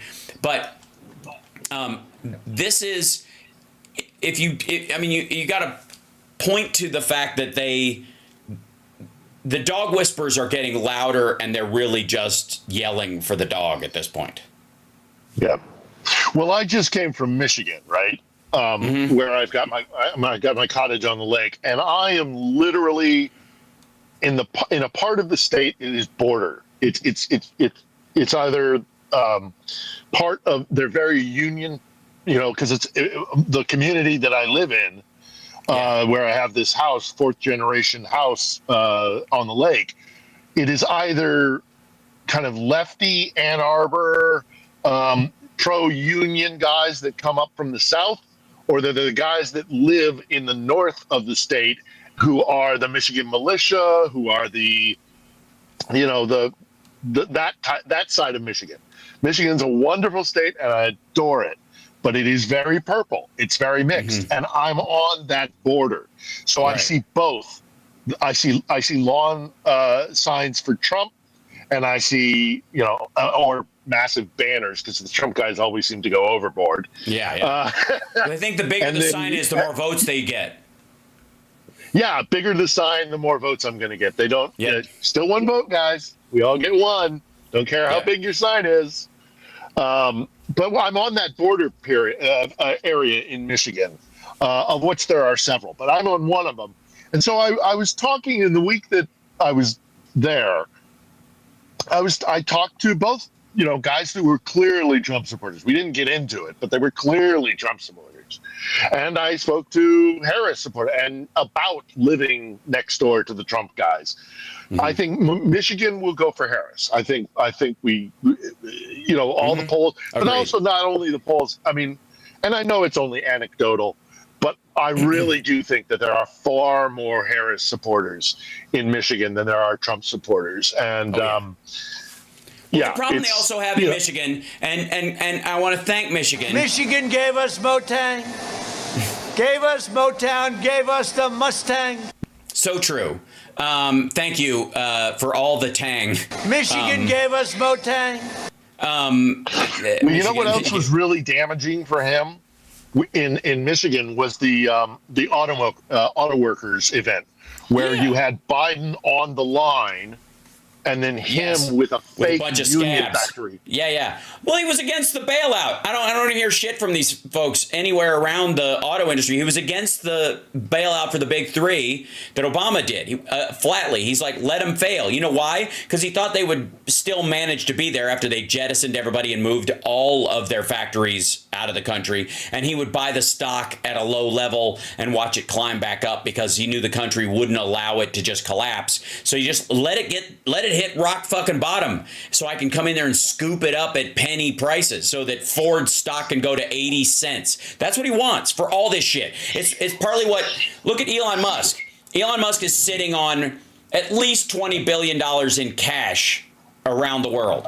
And he was talking recently about crashing the economy. He's like, well, it's going to be terrible for a while, but then it'll reset on a better footing and all this. Well, the stock market will crash right along with it. And Elon Musk, with his $20 billion, will just buy every stock that's going to grow, tech stock that's going to grow for the next decade, a majority amount of it, right? Controlling interest level amounts of that stock, you know, in Intel and Microsoft and Apple and everything else that just shits the bed with his cash that's on hand, and then watch it ride back up because he believes it'll settle itself out over time, even if people's lives are fucking ruined.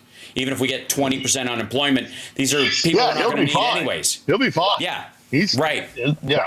You know, they stopped DJT's stock from trading twice yesterday and again this morning because of volatility. Now that said, if I may, the sort of Putin angle in this, and by the way, in Michigan, I also think that one of the reasons why she's going to win is because there's a big part of those like Trumpies that have the flag and stuff in their front yard don't like government buildings, don't like signing forms, don't like filling shit out, don't like having to register for anything. They think it's all a slippery slope to totalitarianism while they're trying to put a totalitarian in office, which is ironic and hilarious. But I like a lot of them just don't do their fucking homework. They don't, you know, if they show up like you had to show up and they go, okay, you've been off the rolls, you have to reestablish your residency and all that kind of stuff. They'll go, fuck this. And they'll just storm out and write a story on Truth Social. But they're not going to actually fix it and go vote. They're going to go fucking buy prepper food and hide in their fucking barn. I'm not kidding. Well, and I'm not making it pejorative. I mean it.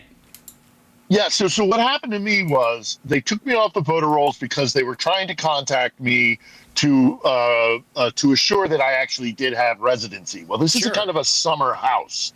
This is so I pay my property taxes. I maintain the place. I live there when I'm not at a war.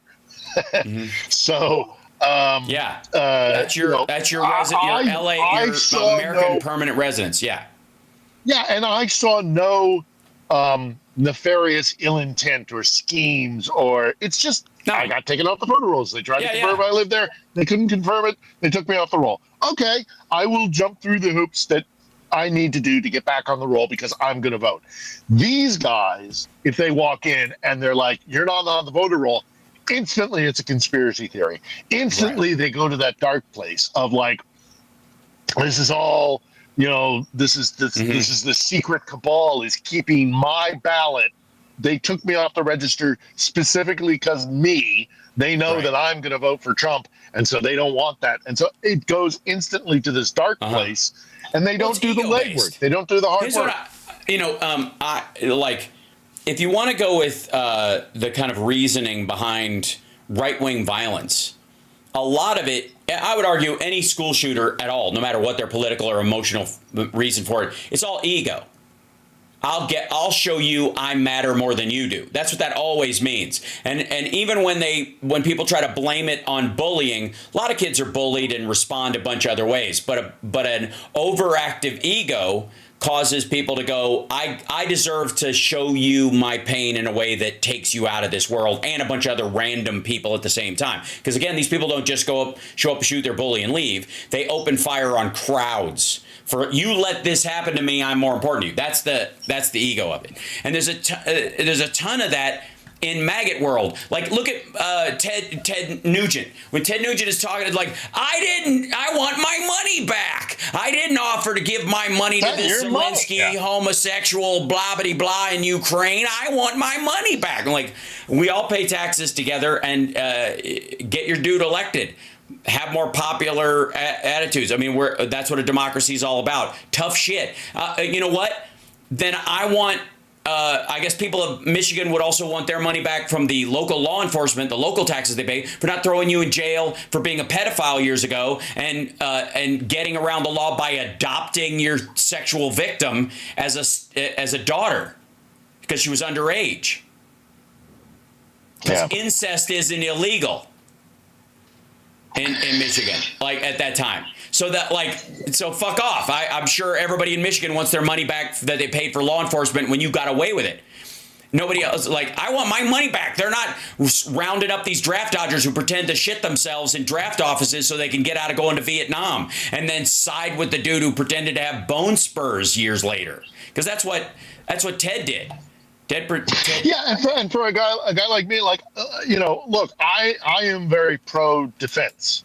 Yeah. I think that a strong U.S. defense as a deterrent is better than not having a strong military. Sure. I believe in a strong military. Yeah. I've seen the U.S. military on the global stage doing what they do.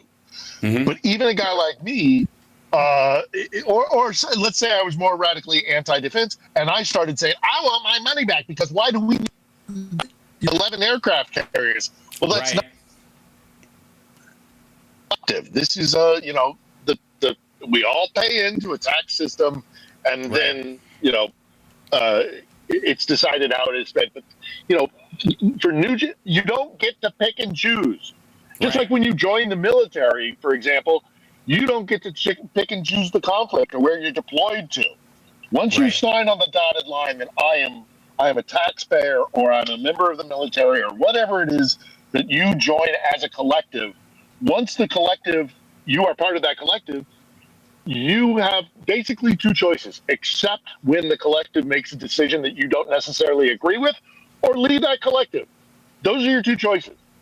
Put on your big boy pants and realize that life is difficult and there are choices to be made and you're not going to get everything that you want. This is why the TYT crowd pisses me off. And I think you and I share this attitude with the TYT guys. I get everything or nobody gets anything. Fuck that. That's not how this works. Democracy there's no difference. There's no difference at all politically between Ted Nugent and TYT, because the result is meant to be the same. My way or the highway. You either if I don't get everything, nobody gets anything. And that doesn't work in a democracy. It works in a totalitarian group. And what it means is I want to be part of the revolution that wins and puts everybody else down. That's what that means. I don't want to have to convince anybody. I don't even think they can be convinced because I know I'm wrong. I know what I'm talking about is not actually going to work. But I feel like I have, like in my head, I have fifis that tell me I'm right. Therefore, I will act on those alone, and we'll see. And if people get hurt in the process, like Susan Sarandon, if people die, it's better to not have the ACA at all and have 24 million people without insurance and all these people get kicked off because they have pre-existing conditions for a while. So people hurt enough to give me what I want. So that we get a national, we get Medicare for all the hard way. Because it's really, you're going to have to pay that price somehow. We might as well just pull the Band-Aid. Now, she knows it's not going to be her. You know why? Because she's got SAG insurance and she's going to have it forever. And it's fucking magic. Like union. And she's rich. Yeah, she's rich anyways. Yeah, even if she doesn't qualify for it, which I don't think she has in a while, I guess, because you have to make at least $3,000 a year as an actor in a union job to do that. Not residuals don't count, which I think is fucked up, by the way, SAG. I think if your residuals arc over that as well, you should qualify. That's money you earned. You're just earning it after the fact. And so you should be able to stay on insurance. That seems to make sense, right? Because how many actors work and then a chunk, I've done it, work for 5 years and then 2 years waiting to see what the next thing will be. And then you work for another 5 years. During that 2 years, you stop qualifying for insurance because 8 months ago was your last paycheck from that show. That's fucked up. That is kind of screwed doesn't make any sense. That is kind of screwed up. So yeah. So yeah, anyway, I don't have any issue like that with my union is the National Union of Journalists in the UK, and we don't have any issues like that. I'm pretty happy with my union. Sure. But I could see. But she's not going to have a problem. She can ride out the pain just like Elon Musk can. But see, this is what the autocrats are relying on. This is what the guys like Putin or Xi or the mullahs or the ayatollahs, the guys who run autocracies, and in particular Putin. Let's focus in on Putin in particular. They all share this mentality, but Putin in particular because of the conflict that's going on in Ukraine and the choice that is being made in Ukraine. He is making the argument to his people in Russia. Democracy. Look at these democracy things. They're messy. They're difficult. They're without direction because they're so chaotic. Wouldn't it just be easier to let a small group or an elite or even a dictator like Putin make all this so he can be very, very effective in the short term when he makes a decision? But once democracies kind of start pulling together and the people generally have a common cause, as many of the certainly in Europe, and I think to this day still here in America, I see a lot of support for Ukraine. I've been wearing my Ukraine Trident hat, and I've had a couple of people say to me, good on you, sort of thing. Yeah. Once a democracy gets its act together, then we can beat these autocracies. And this vote is about that. This election is going to decide whether autocracy continues to be on the rise on the global stage or whether or not we put a pin in it and we stand for, the American project, for liberal democracy. And democracies are hard, man. You got to participate. You got to be involved. You got to be, you got to do the hard work. On that too, and they're easy to break into divisions because it's a lot of it's based on your emotional response late in the game. If you keep everybody low, a low information voter, then you can act on their emotions instead of their logic. And if you don't instill over years, because it was a big a decade and a half gap of civics. Teaching just being sucked out of schools, and that had a lot to do with Republican plans in the 90s and the early 2000s taking that shit out of schools on purpose because people didn't, in the same way that because I think they view civics. I think Republicans view civics in school the same way some Southern cops view Miranda. They don't want you to know why do I have to tell this dumb motherfucker what his rights are? It's better if he doesn't know and he just starts blabbing, right? Yeah. And that there is an element of I don't want you to know your rights. I don't want you to know how things work. I don't want you to know how. Just do what I tell you. Right. Just do what I tell you. Exactly. Yeah. And I gotta say, for me, I'm looking forward to Wednesday morning very, very much. I'm going to do a full day live stream Tuesday night to I'll be there. noon to noon. Yes, I'll be there. Noon to noon. You'll be one of the guests. I'm very excited about that. I will. And noon to noon. And I'm here to tell you, kids, she's going to win. And it's going to be, I think, certainly more decisive than 2020 was. It's not going to take the kind of, there's definitely going to be a lot of, fuckery going on in Republican areas, but it won't be enough to change anything. And here's why. And the reason why, Biden won so soundly in 2020 and Kemp and others weren't willing to help Trump in 2020 because they knew what a problem he was. Post Jan 6, 2021, they're still not going to want to help him. And let's just talk about total self-interest. And this is, again, Putin's all about total self-interest. We know these guys when that's their default coding is ritualized self-interest. Fuck everybody but me. And the same thing I think applies to DeSantis and Kemp and some of these other governors. None of the Democratic ones. The Democratic ones are just going to do what they want. But the Republicans will be expected to throw themselves in front of the bus for Trump in terms of the election, to help him in any way they can, deny the real voters the right to vote, limit the number of voting machines and drop boxes. Don't accept the elector. Don't take the real electors. Right. Slow the roll. Malcolm and I had long discussions about this, and the concern that they know they're going to lose at the ballot box, so they're already prepping for some sort of legal, chicanery. I agree with you though. I don't think it's going to work. I don't think it's going to work. Randall in our chat says, how you don't know what you're talking about. As a substitute teacher for the last decade, I can attest that civics was taught as part of social studies. The last decade would be 2014 to now. I'm talking about 1990 to probably about 2002, 2003. There was a concerted effort throughout the South and a bunch of areas to curtail a lot of that kind of education. And it's gotten better in the last decade. That's the point. And so you have a generation of millennials and Gen Y, who, instead of like late Gen or early millennials, late baby boomers, or late Gen Xers, or the Xennials, the cusp of that X and crossover, Gen. right? There's a gap in those folks and their understanding of how shit worked, and you'll see a bunch of them being interviewed on Kimmel, not knowing who's fucking running. That's part of it, right? So that's what I'm talking about. The last decade, it has improved. That's the point. And I think those people are starting to show up, and that's what Republicans are upset about. That was part of the vote that came out in 2020, and that's the vote that would come out now. And plus they're saying we're looking at like 2008 numbers as far as electoral turnout, closer to Obama's win, which is very big and decisive. And while I would never want to dispute the experience of our public school teachers, and God bless you for being a public school teacher. It is a sacred duty, and I appreciate every one of you. But what I do know is that there does. I mean, when I was in high school, civics were a very serious topic. That was, you need to know how to be a citizen, and what it is to be a citizen, and how the government works, and how the system works. And I have carried that with me my entire life.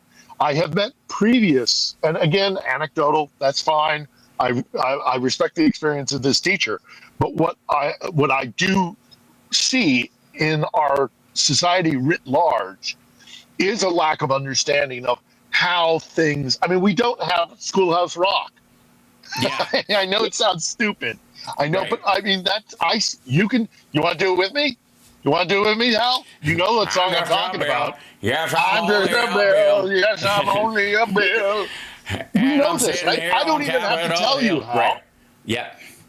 And that's my point, is that society writ large understood civics and how the government and how the United States as a structure and a society functions. And I don't see this carrying on much past, kind of our generation. I mean, the millennial generation doesn't seem to be very cognizant of it. Right. I mean, obviously I'm talking in broad strokes, But something has changed because our society doesn't have Schoolhouse Rock on a Saturday morning. I know there are lots of other reasons why that doesn't happen, but sure, it's still, we're not engaged in it as much as we used to be. And I do think that there's been a concerted effort, primarily by the GOP and the Republicans, because they prefer the ignorance, to take that out of our society. I think there's a concerted effort to do it. And we gotta, I think that should be a real priority. Yes, and this was, again, not an accident. It was a strategy by people sawing basically uppity intellect in too many people. And let me show you. I'll show you what I mean. Yeah. In this, Phil, this is a fellow named Paul Weyrich. He's the guy who was behind the Heritage Foundation and is again called the founding father of the conservative movement.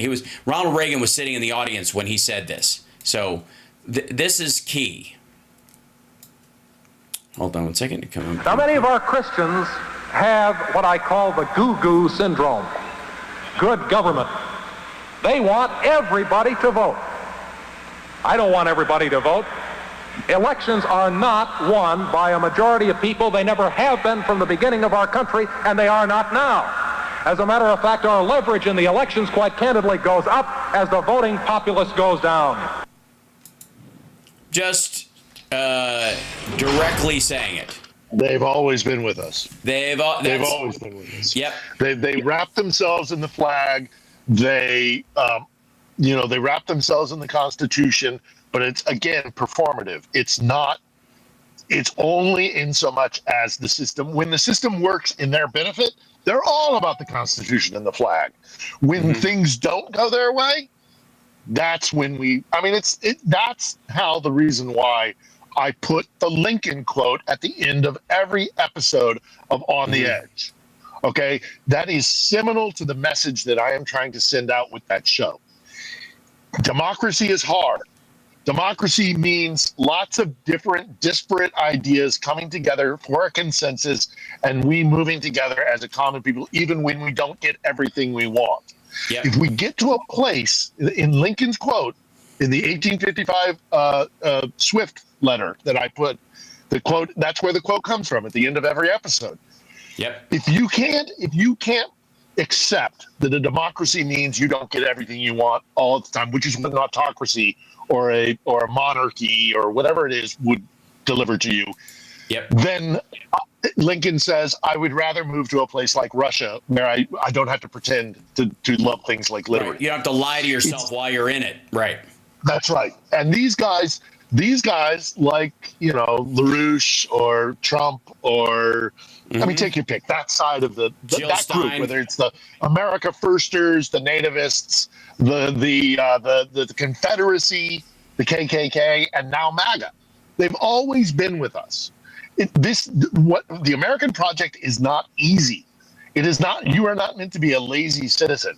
It takes some responsibility if you want to be involved and if you don't want to vote and if you don't want to be involved in the democracy. That's also fine. You can, that's that. But shut the hell up. When you don't vote, you lose. I've said this before. I think you probably share this mentality. Yeah. Is that if you can bitch and whine and moan as much as you want. You have freedom of speech. We have the First Amendment. Go for it. And this is not something that should be put into legal statutes. I don't want people put into prison for this. But if you don't vote, you don't get the right to bitch. Yeah. That's involvement in the democracy as a citizen of the democracy. And these guys don't believe in it. And that's why it's constant gardening. We constantly have to be pushing back against these guys. And each time they do get a little bit smaller and smaller, this current MAGA movement is disturbingly large. But, we have to keep pushing against it because they don't believe in democracy. They want the society that they want it. And if they can't get it at the ballot box, then the project gets thrown out the window. Right. Not how it works. Well, I would like to remind everybody that Philip Bittner has a podcast / video show on YouTube called On the Edge at Philip Bittner on YouTube is his channel, and of course, On the Edge is the name of the show. Please check it out. New episodes pretty much weekly. This week's episode, you show it to your.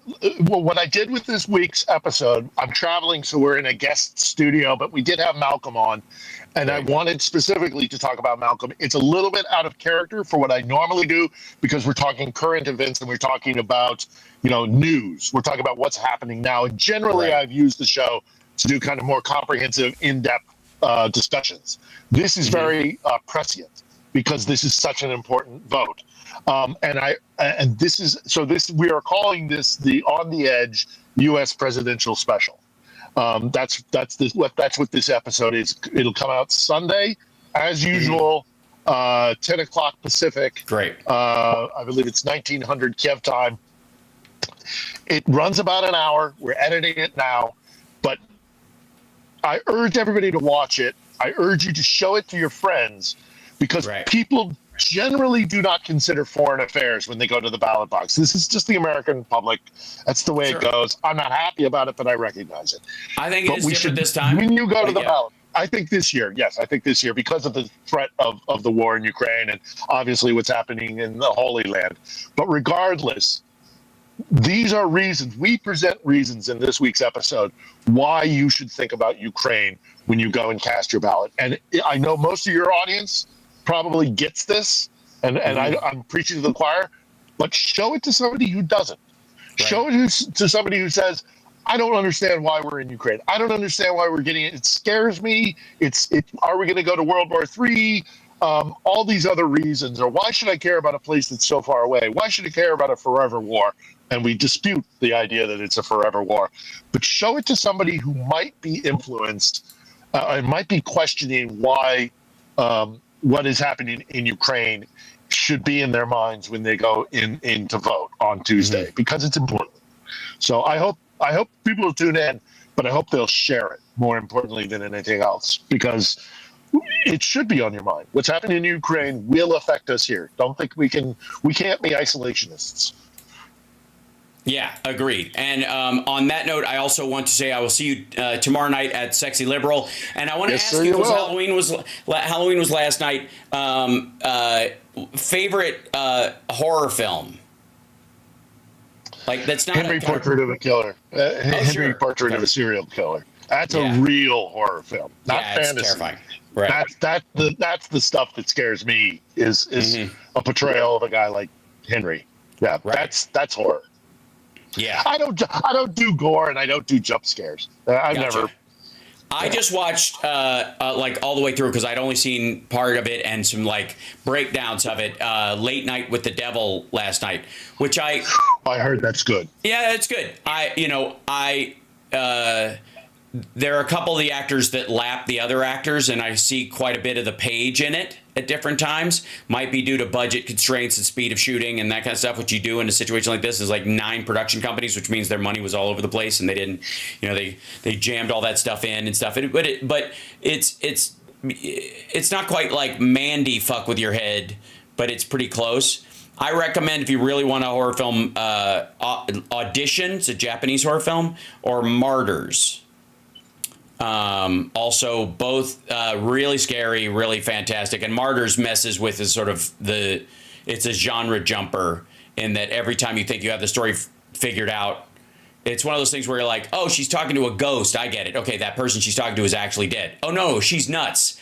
Oh, the ghost is real, and the ghost is talking to somebody who's, they're a real person, and that person is calling from another dimension of something awful that happened and is reminding, it's a memory. Oh, no, it isn't. Like, there's all that kind of shit, and it messes with you in that regard until the ending comes, which is just one of those kind of like the end of Lost in Translation, where it's up to you what happened.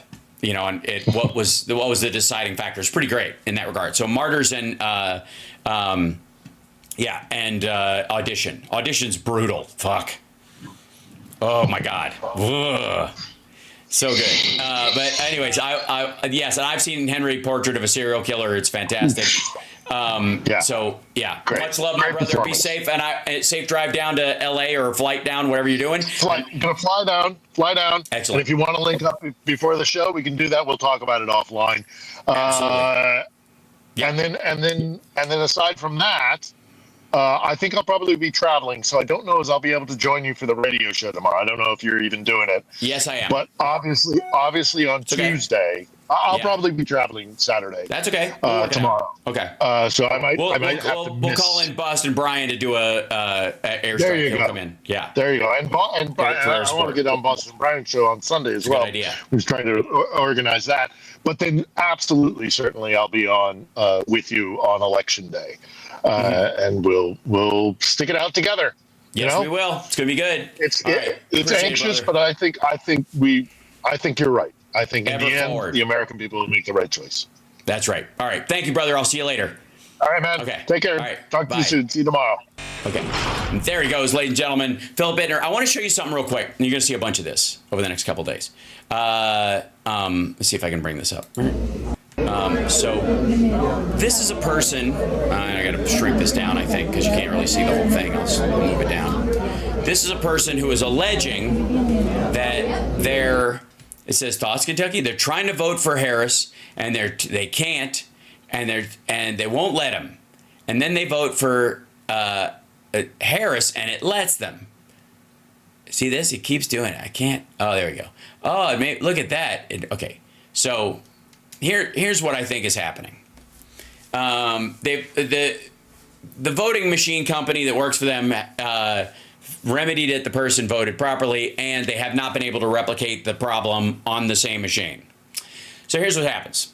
When a touch screen is in front of you, if you touch it with a finger, it will respond to whatever you're doing. If you hold the bottom of it and you have your thumb on the page at the same time, it will not register what your other hand is doing because of this finger. So if you want to film a video like this where you're bullshitting everybody and post a lie online, you touch the bottom. Yeah, and I thought calibration is the issue too, but they didn't have to recalibrate this one. Most of the time, that's what it is. They need to be calibrated. And again, you get to review it and you get another shot at it. This person was able to vote. Nobody was ever denied that. But what you do is, if you're trying to create one of these bullshit videos, is you put off camera, you hold your thumb there. You have somebody shooting it for you, which is what it is. And you put your thumb or you rest your elbow against it. You can do that too. You can go like this, and your elbow is touching the screen. And it will void what the other point of contact is doing because it's doing something down here, off camera, so you can't see it. And then like that. And then you tap it, nothing happens. And then when you want to show that you can vote for Harris, you take your elbow off and push the Harris one. That one works fine.